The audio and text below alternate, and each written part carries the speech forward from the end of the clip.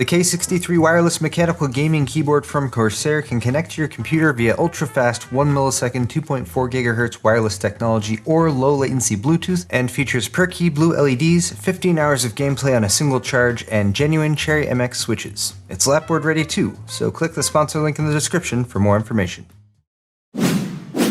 Excellent!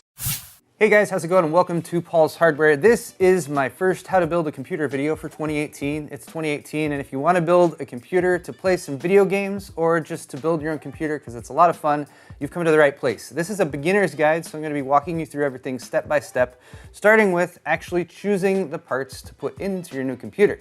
The part that I'm featuring today is AMD's newest APU, that's Accelerated Processing Unit. That includes a CPU as well as a GPU, which is your graphics card, as well as your central processor in the same unit, which means you don't have to buy a graphics card, which right now is a very good thing because graphics cards are very expensive. Before I get too far ahead of myself though, let's start off by running down all the parts that I'm going to be using in today's build. So there are 8 main components to a computer or a desktop computer that you're going to build yourself, starting with what holds everything together. That's right over here, and that's the motherboard. Now this is a mini ITX motherboard, which means it's very small.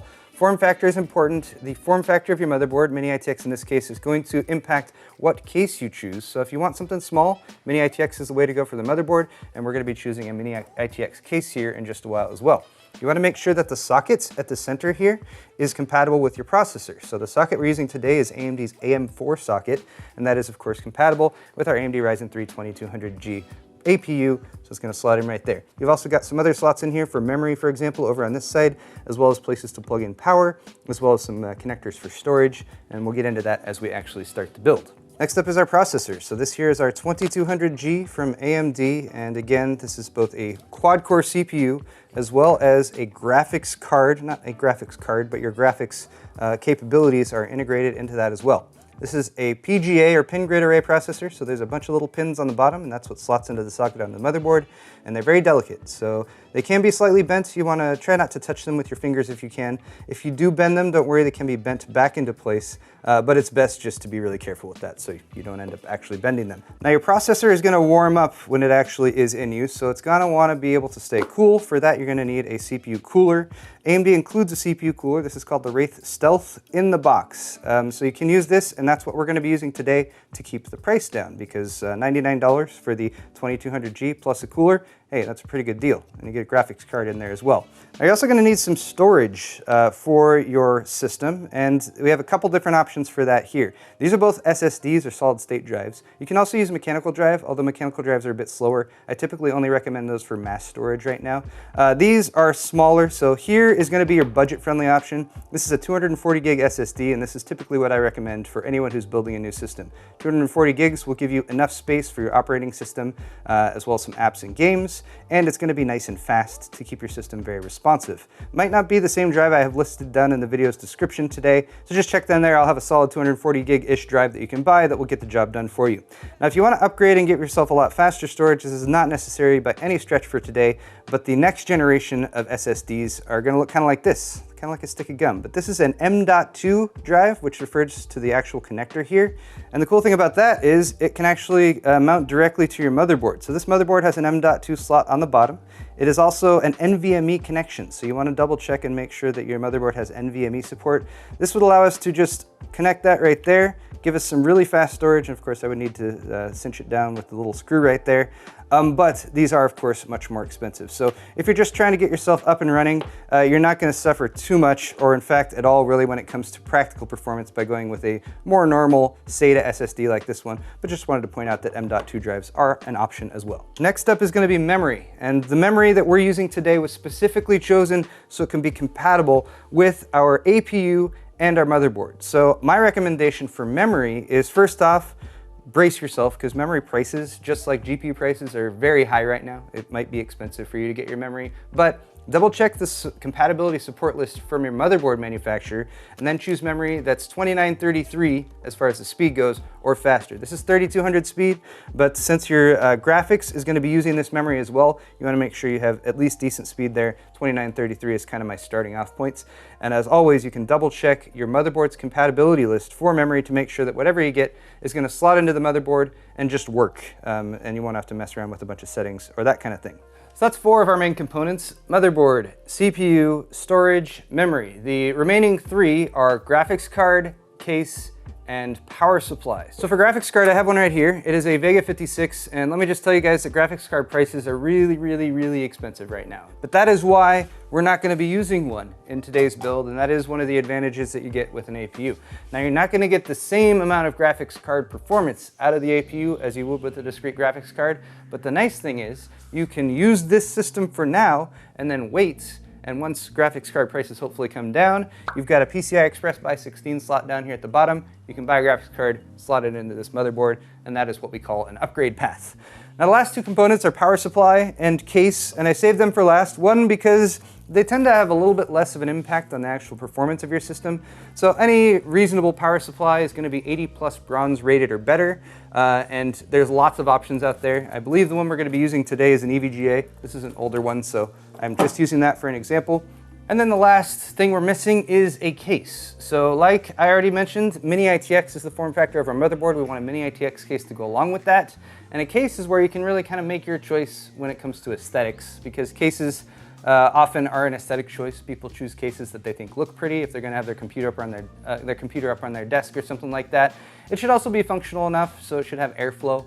And I think for today, I'm going to do things a little bit differently. We're going to take a quick field trip over to Fry's, and I'm going to see what Mini ITX cases they have there, and I'll pick one that I think looks good. Case in point, we decided to quickly stop and check the graphics card supply here at Fry's, and it looks like they're pretty much sold out. So the 1080 Ti's would be down there for about $1,000.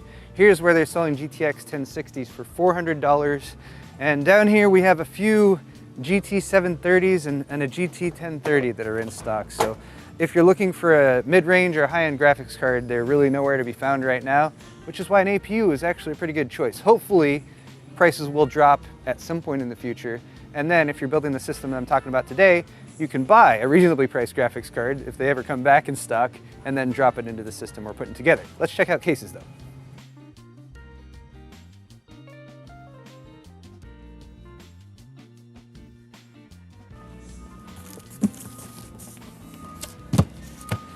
This is the Core V1, and it is a Mini ITX case, and I have actually never built in it. So I think this will get the job done. All right, guys, we're back from Fry's. We had some lunch, and now we're ready to build. So the case we decided on was the Core V1. This is from Thermaltake. It's a $50 case, and it was actually one of the only Mini ITX cases that they had there at Fry's. There were a few other ones, but they were crappy, so this is the one we decided on. Parts list, of course, is in the video's description again, and I've gone ahead and taken everything here and priced everything, and if you exclude the memory, the parts list we're looking at right now is about $365. Now the memory, if you get a 16 gig kit and you want fast memory and you want something that's compatible with Ryzen, is going to cost about $200 right now, which is pretty expensive. You can get a single 8 gig stick instead, which will sort of tide you over. You can get by for about $100. So ultimately, this entire system build is going to cost you somewhere between $475 and $575, depending on how much memory you put in it. Beyond the memory though, we also have a power supply. Of course, I've just gone with the Cooler Master V650. In the parts list, I've actually chosen a 550 watt 80+ bronze rated power supply from Corsair. That's about $50. That will get you by just fine. I'm using this one because it's what I have on hand. Beyond that though, all the rest of the parts are the same ones that I've listed off, so it is time to get building. If you're building at home, you're pretty much only going to need one key piece of hardware technology, and that is a screwdriver. Phillips head screwdriver. Now we might be using a few other things as I go on here, so I'll tell you guys those things as I move forward with them. But for the time being, we're gonna go ahead and start by preparing the motherboard. And I'm already bringing in another piece of equipment, and that is just a soft rubber mat. Try to build on a non-conductive surface. Wood works just fine, a cardboard box is just fine. Just don't build on a metal surface like a table or something like that. Getting our motherboard unpacked, we're gonna have inside the motherboard itself, of course, and we're gonna have a few accessories that we want to keep ready to use. This is the I/O shield, the input-output shield, and that kind of lines up with the back of the motherboard. We'll install that in the case before we put the motherboard in. We're gonna need a single serial ATA cable, and that is to connect up our SSD. And then we're also going to need the Wi-Fi adapter. Since this motherboard includes Wi-Fi, this is the antenna, and that's just so once we actually get the system up and running, we can connect that up. In order to connect it to Wi-Fi, download Windows and Windows updates and all that good stuff. Next, we'll unbox our processor. I've already used this one, which is why the seal is broken, but I repacked it to give you guys the exact same experience. Inside we have our processor itself and our heatsink fan. This is the Wraith Spire heatsink fan. And apart from the heatsink fan itself, you're gonna definitely need to have some thermal paste. Now, if you're buying this brand new, you'll have some thermal paste pre-applied on the bottom of the Wraith Spire cooler. So that's what we're gonna use today. It's already pre-applied, so you don't have to worry about it. Just don't touch it before you install the processor and get the heatsink fan installed as well. Next up, our CPU, and that comes in a little clamshell. Keeps it protected. Until you're ready to install this, probably keep it in here. And again, bear in mind, there are a bunch of pins on the bottom of the CPU, and those are fairly delicate, so you don't want to bend those or anything like that. The CPU itself can be handled by the edges, most ideally. You want to minimize contact with the top here, as well as the pins on the bottom, and that's simply to keep oils from your fingers to getting all over it and that kind of thing. But all we're going to really be paying attention to is the orientation of the pins, of course, and then you're going to look at the corner. And on one corner here, you actually have a tiny little golden triangle. That golden triangle is very important.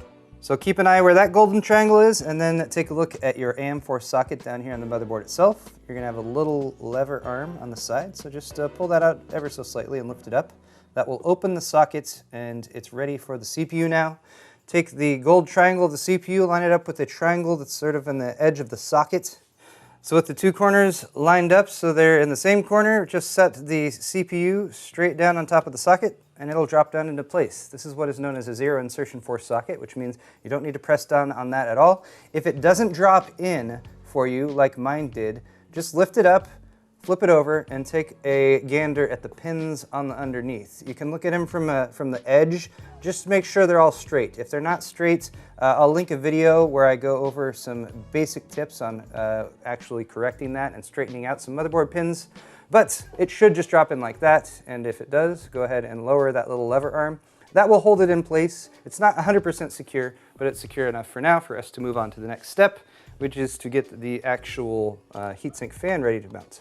Okay, I've added yet another little piece of hardware here, and that is just a electric screwdriver. I'm just cheating a little bit. This mount for the AM4 socket will actually come with 4 screws and a couple little plastic retention brackets. And these are actually made for the older style of heatsink fans that AMD used to make.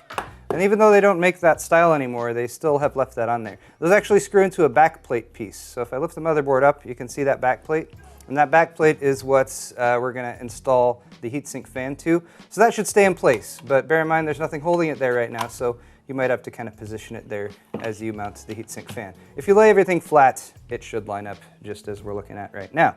So to mount our heatsink fan, again, pretty much just going to line up the screws with where they go there. And bear in mind you've got a little cable coming off the side of this, and that is to plug in the fan. So you should kind of reality check here as well and make sure where you're going to plug that in. It should be labeled as CPU fan header. On this particular motherboard, it's located right over here, a little gray plug. So just bear in mind you're going to need to route the cable over to that and make sure you have enough cable length in order to do that. So I've just set the heatsink fan on top, 4 screws have lined up. I'm going to start by just giving a couple turns to each screw to get it threaded onto that back plate behind the motherboard. You don't want to tighten one corner down before you start the other screws. That'll make it harder to get the other screws started in the threading on the back plate, and it will also potentially put disproportionate force on one corner of the CPU, which isn't a huge deal, but something you should watch out for. Once you've got them started, you can go ahead and go with opposite corners one at a time, and you can tighten each one down. And you can tighten those down tight, not too tight, but they can be pretty snug on there. Beyond that, we just got our cable hanging off there, and I'm just going to route that around and plug it in to the CPU fan header. And the other thing we can do right now, while we've got the motherboard out and easily accessible, is install our system memory. This is G.Skill Flare X memory, which is specifically made for Ryzen. Ryzen processors can occasionally be finicky with what memory you connect up to it, Most memory is compatible, but running at higher frequencies can be more challenging. So G.Skill specifically made this memory to be compatible with this platform. All you need to do to install the memory, though, as I've been talking and not explaining what I'm doing, is make sure that you have this central notch here lined up with the central notch on the memory slot. It is slightly offset, so they only go in one way. So just double check that to make sure that it is lining up properly. Each edge will fit into the slot on either side, and it'll kind of sit like that, and then you just need to push firmly down on both sides, and it'll kind of snap into place. It gives a very satisfying snap, and these little catches on the side will pop up and hold it in. So our motherboard is pretty much good to go. We're going to set this aside and start working on the case.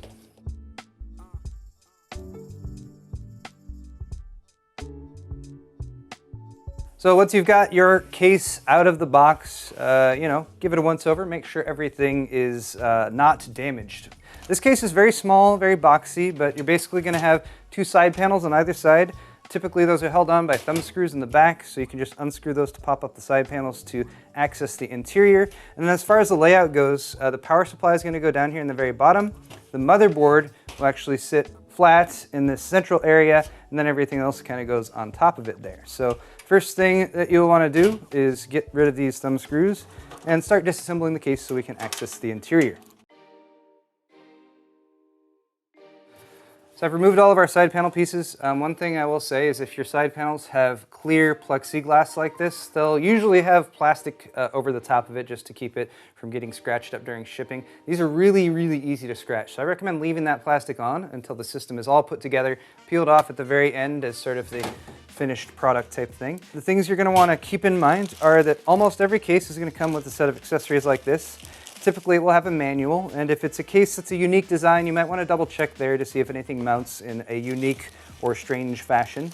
You're also going to have lots of screws, so the screws that you'll mount your motherboard with, screws that you'll mount additional hard drives with, or additional SSDs.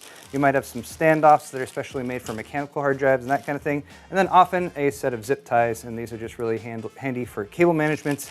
Beyond that, you're going to have a set of cables that come out, and these are your front panel connectors. So you're going to have one group that is the most pain in the ass part of building a computer. This is what's going to control your actual power switch to turn the system on and off, reset switch, and LED lights for your hard drive activity and your power activity. You also have this plug, which is known as HD audio. This will allow you to have a mic and headphone jack connected up at the front of your case. This case has a single fan, so it is connected via this 3-pin fan header. Finally, you have a USB 3.0 header. These are fairly large and bulky, but if you want USB 3.0 ports on the front of your case, this is the header that you will use. There's a newer header beyond this that's called the USB 3.1 header that is different, so keep that in mind. There's a USB 3.0 and a 3.1.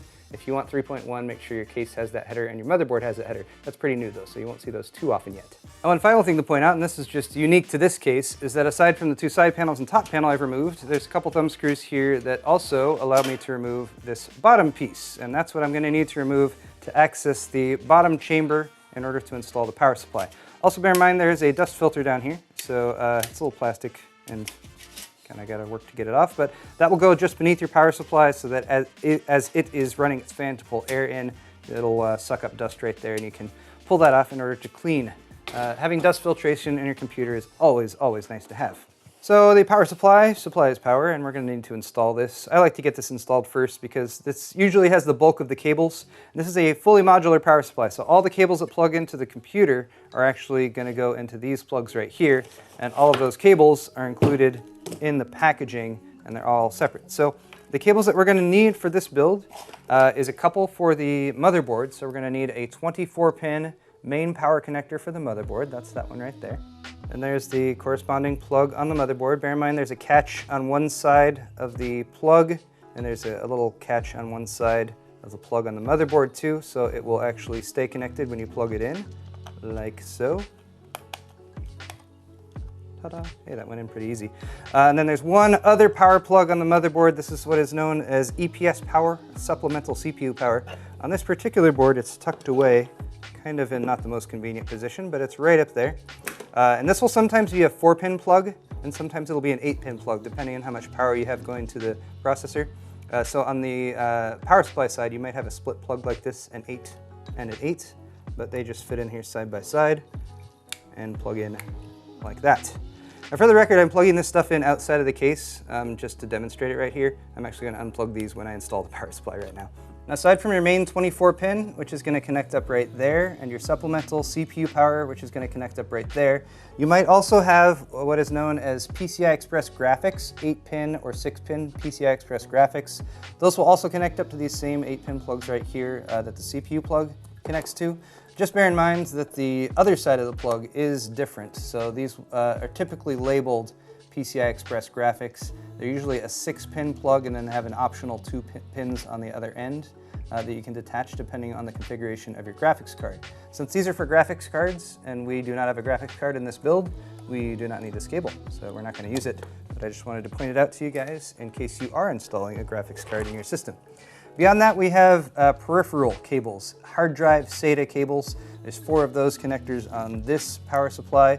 Again, bear in mind this is modular, so the plugs on the power supply side might not look the same depending on the power supply that you're using. But the other sides, the sides that plug into the motherboard and your drives, should always look the same. So these are SATA power plugs. Those will correspond with the SATA power plug on your SSD or your hard drive. And they do have a slight little L shape to them, so make sure that you plug them in the right way. And with that L shape, it's pretty impossible to plug them in wrong. But bear in mind that the plugs are a little delicate, so make sure that you reality check that you're plugging it in the correct way.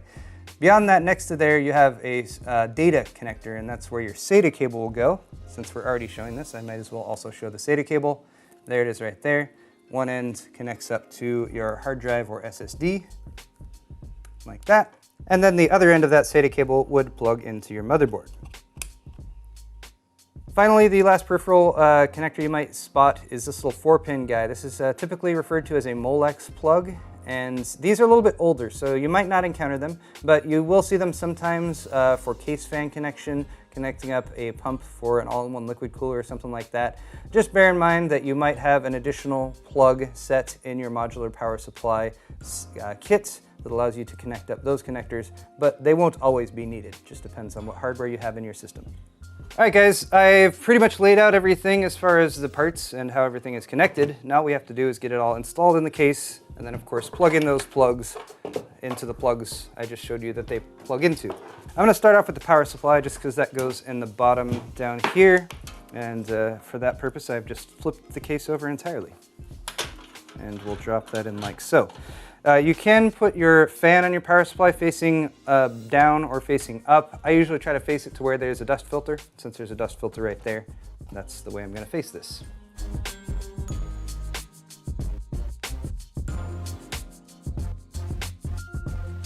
At this point, since I already showed you which modular cables we need, and we have easy access to the bottom of the power supply, I'm going to go ahead and connect those up.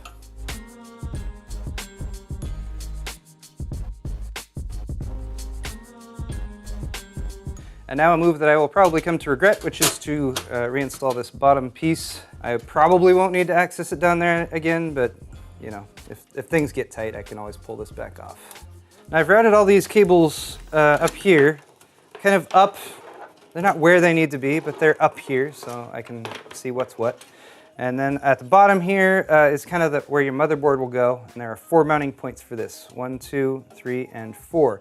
Bear in mind, since this is a mini ATX build, it's very small. If you're using a larger, like a micro ATX or a full-size ATX case, you might have 5, 6, 7, 8, or 9 standoff points. But make sure you have standoffs or the raised mounting points there. You do not want to mount the motherboard directly to the case. Forgetting standoffs is something, I don't know how common it is, but it's definitely something you want to avoid because it can damage your hardware if it's not done properly. Remember the I/O shield? That lines up with the inputs and outputs on the back of the motherboard, so just like that, but it's got to go in the case. And for the case, make sure I have this little knockout part right here. If we line that up and apply pressure from the inside, it should pop into place. Depending on the quality of your I/O shield, sometimes this can be challenging, especially if the metal is flexing or that kind of thing. Use the butt of a screwdriver from the inside to push it into place if you have any trouble. Now that that is installed, we shall take our pre-prepared motherboard with the CPU and heatsink fan and memory already installed, take that I/O and line it up with the I/O shield that you just also installed, and then your 4 mounting points should line up with the 4 holes in your mini ITX motherboard. Now, if you're looking at the screws that came with your case, you might notice that some have this kind of finer thread like on the right here, and some have the kind of rougher thread like on the left here. The standoffs for your motherboard may be either one, so it's good to reality check beforehand. I actually got it right on the first try. It was the rough thread. UNC 632. Okay, one more piece of hardware to put in the case, and then we just gotta plug everything in. This is a 2.5-inch drive. So most SSDs are going to be 2.5-inch drives like this one, unless you get an M.2 like I showed you guys at the beginning. And then you might have larger drives, 3.5-inch drives. Here's an example of one of those. These are much bigger, and they're usually mechanical drives, and they spin and they make noise and stuff like that. If you have one of those, it will be able to slot into a 3.5-inch drive mount. And this case happens to have 2 of those. These are held on by a little thumb screw. So with a touch of finagling, I was able to remove that tray, and this tray would be able to support a 3.5-inch drive like that one. And then sometimes the drives will mount through the sides. And if you're using a spinning drive like this one, you'd probably want to make use of these little rubber grommets here. Then screw the drive in through that. That will provide a little bit of dampening for the noise that a spinning mechanical hard drive might make. Or if you don't want to worry about your system making any noise with spinning mechanical hard drives, just go with all SSDs. Typically an SSD can mount to that same tray. It's also got mounts through the bottom, so we're going to do that. I mentioned the fine thread and the thick thread. This is where that fine threaded screw is going to go. This is an M3. Took me a sec, but it got there. So there's our last piece of hardware that needed to be mounted. Now mounted. So guys, at this point, I'm going to go ahead and start plugging stuff in, but for those of you who might be building a system like this with a graphics card, I wanted to point out that this is where you would install the graphics card, and it would go in this slot down here at the bottom. This is known as a PCI Express Graphics by 16 slots. It would basically line up like that. You'd slot in the PCI Express graphics slot down there at the bottom. You're also, of course, going to need to remove these 2 little brackets here at the back, and then there's usually some mounting mechanism at the top that will hold that all in place. And then, of course, just connect up your PCI Express graphic power to that, and you'd be all set to go. But again, we're not using a graphics card today, so we don't need to worry about that. So let's begin. Power plugs, 24 pin. There we go. Any excess cable, I'm just going to kind of feed back and try to tuck down here into this bottom section. Bottom section is our cable junk area, where we will put as much extra cable junk as possible. We also have the need for a SATA power connector over here for the SSD, so I'll go ahead and plug that in. While we're here again, let's go ahead and connect up the SSD's data connection via our little SATA cable here. Little clasp should pop into place. So we now have power and data going to the SSD. Power is connected to the power supply. Data cable from the SSD here to the plug on the motherboard that is directly behind it. We also have that awkwardly placed 8-pin supplemental CPU power. Next is our HD audio cable. This plugs in right up here, kind of near where that CPU power connector was. All of these connectors on the motherboard are all labeled on the motherboard itself, but the motherboard manual is actually a really good resource to go to if you're not positive where the actual plugs might plug into. Other than that, we just have the USB 3 and this extra fan plug for our front intake fan. So I mentioned how much I hate front panel connectors. They're always really annoying. These are, if you can see, they're kind of color-coded right there. The 9 or so pins that I'm sort of trying to point towards. Oh, that's really challenging. Anyway, they're all right there. They're all labeled, and I'm going to attempt to plug them in. Making this even more difficult is the fact that some of them are labeled plus or minus, positive or negative. The LEDs, power LED and hard drive LED, are the only pins you need to worry about that plus minus on. Everything else doesn't matter if it's plugged in one way or the other. All right, those front panel connectors sure were annoying, but as you maybe can see, most of the cables going over to plug into the motherboard are kind of in this area right here. Beyond that, you will probably notice kind of a rat's nest of cables that's just down here in the front, up in front of the power supply. That's not a big deal because most of the air is coming in from the front of the case, and it's going to be flowing up here and over most of your components that you're worried about.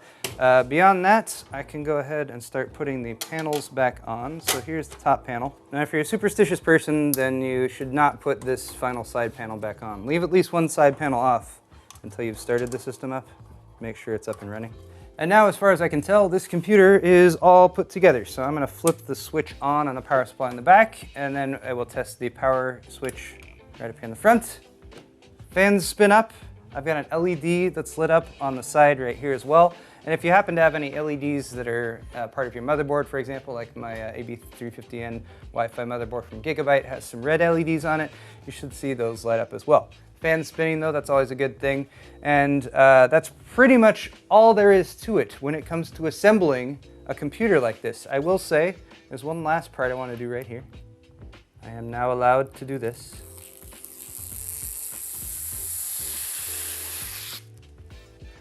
And with that, we have a functional gaming PC, and we didn't even have to spend $1,000 on a $250 graphics card. So that's pretty nice. I like that. Also, really like the fact that you could pop in a discrete graphics card to this system and upgrade it if they become more affordable in the future.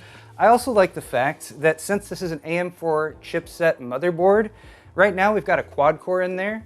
There's 8-core, like 1800X CPUs available for this same platform. So you could upgrade in the future to a system with a discrete graphics card and an 8-core CPU with 16 threads, which would give you a ton of performance for gaming and streaming, doing video editing at the same time. So a lot of versatility and flexibility in this system as well as this platform, which is why I was pretty excited that AMD was actually bringing these Raven Ridge APUs to market, especially learning that the 2200G is only $99 for the CPU and the GPU together in one. But guys, if you enjoyed this video, definitely hit the thumbs up button. If you're at a loss for what to do next, I will link my first 5 things to do with a new PC build in this video's description. That will take you to the next steps of getting Windows loaded, making sure your BIOS is set up correctly, making sure any drives that you add on there are set up properly as well. And there's a follow-up video where you can work on setting up Steam and getting your games loaded and that sort of thing too. Thank you so much for watching this video though, guys. Share it with your friends if you think that they would like to build a new computer like this as well. And of course, hit that thumbs up button on the way out if you enjoyed it. We'll see you guys in the next video.